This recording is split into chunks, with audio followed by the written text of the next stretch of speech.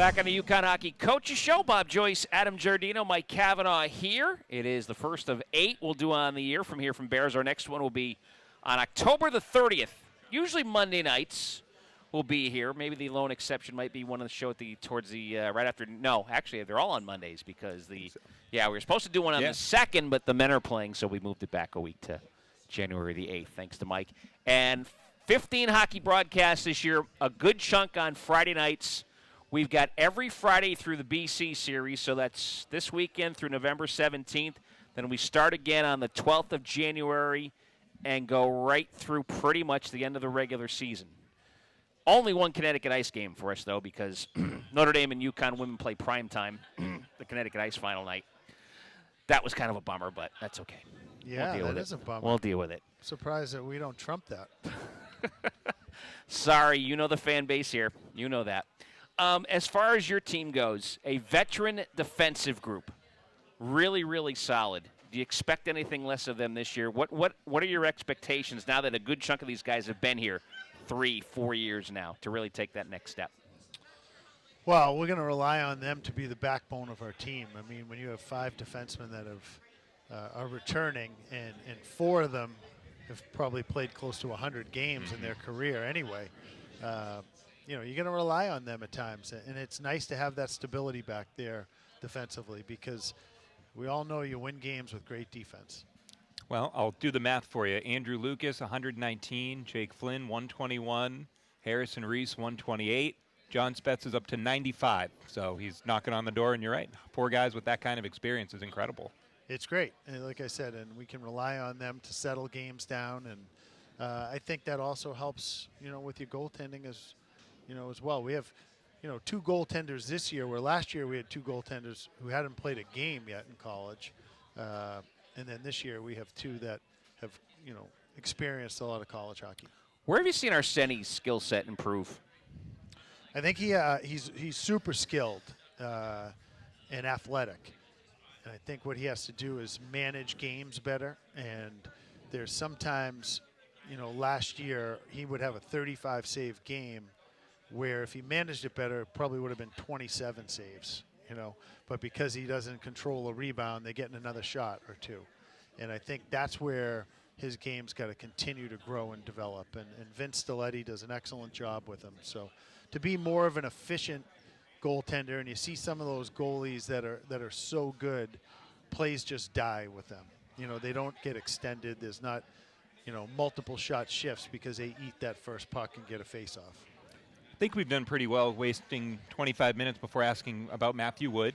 Number 15 pick. Yeah, exactly. Number 15 pick in the draft last year by the Nashville Predators. So obviously a lot of attention and focus will be on him by opponents, but he was still able to find the back of the net over the weekend. So what's that next step as a sophomore and no longer the youngest player in college hockey for Matthew Wood? Yeah, we've talked about this, with him, and I've been asked that question a bunch of times, and I think it's time for him to carry a line.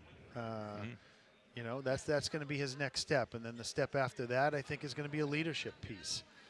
So he's still only 18 years old, and he's still learning a lot of different things, but he's super talented, and it's going to be fun watching him grow. Is it funny to say, okay, he needs to carry a line and then look back and realize, well, he did lead the team in scoring a year ago, but he didn't have that line leadership necessarily. Yeah, he had Hudson and Pearson with him. Pearson, who are 2 pretty experienced players that, quite frankly, would do a lot of the work, and Matty would reap the benefit, And then as Matty got going and more comfortable with those guys, you saw him really shine in a lot of different ways. But he's a great kid.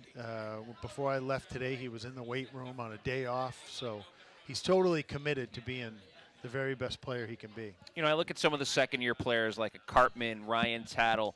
Samu, I guess, is in that talk. Tom Messinio moved down the line to Jake Valou and on and others. Is there anyone that has, really popped? You expect that improvement from year to year, but has someone really taken a little more of a leap this year from some of those guys that you've seen?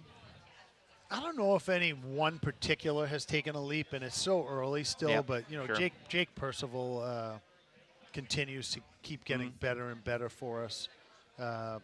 we're expecting Jake Black to have a good year for us. I thought he got better as the year went on last year, and he's got a lot of offensive talent. And I thought maybe our best player on the weekend throughout all 6 periods might have been Tabor Heaslip.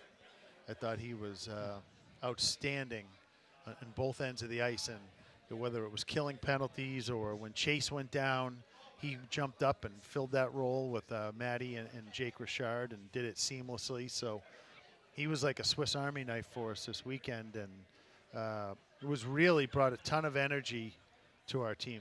What is the status of Chase Bradley after Sunday's game? I think there's a possibility he plays this weekend. I'll certainly know more, but it's not it's not a serious injury, but it was enough to keep him out on Sunday. Yep. What about Samu? He scored twice. We talked about him a little bit here. Now he's had a full camp under his belt, unlike where he came in, mid-October, late October last season? Right.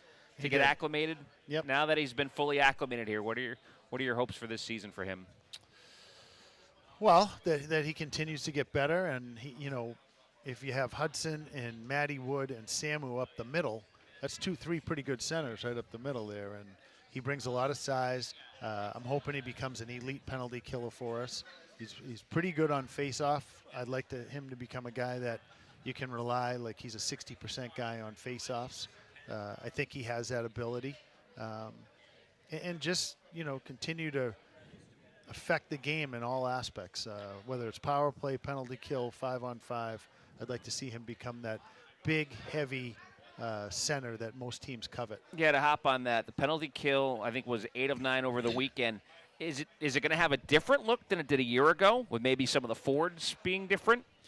We lost a little speed on our penalty kill with Ryan leaving for Toronto and Justin graduating. They were very, fast, and we could put a lot of pressure on teams. So I don't think it's going to have a different kill, feel. I don't think we're going to restructure the way we kill penalties. I just think the personnel is going to be different. Right, okay. All right, we'll take a break. We'll let Mike visit with family and friends. His wife's here. His daughter's here. His daughter's friends are here. We got the Larkins here. Got the Larkins here. Good to have everybody here at Bear Smokehouse Barbecue. When we come back, it's Ethan Heider. That's what Colin has told us. It's Heider. So we will visit with him and one of the 5 Jakes, Flinney. All right. That's you going to coming get up. them all this year? I don't know. It's up to Colin. We'll see.